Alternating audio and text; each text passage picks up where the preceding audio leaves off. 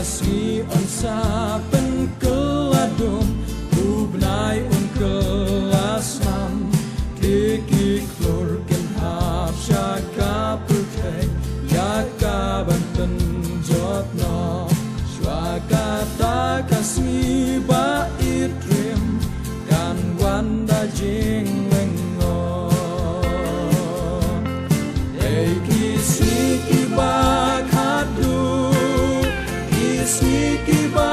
khadu kisi ban pendep kat kum Bible kalaya tu kat baka petai kadang yotya aki jimbang jongka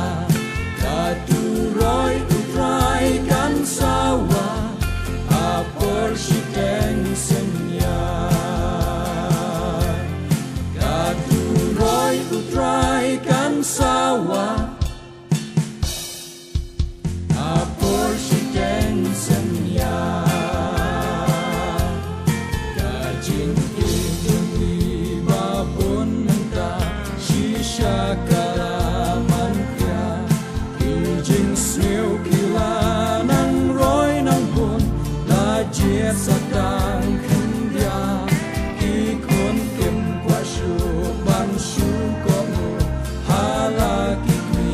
ki pa sao dong ka pu thei la yo i satang jin wa jin pra ei ki si ki ba khatu kisi kiba khadu kisi banten dep kat kum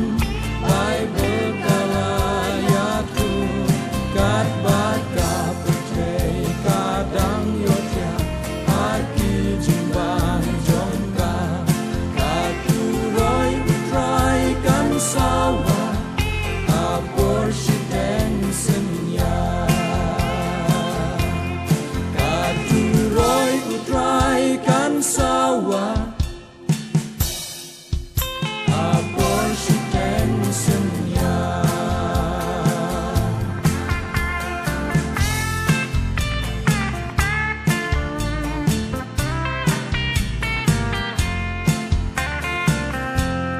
Bagi balajen kinan kelon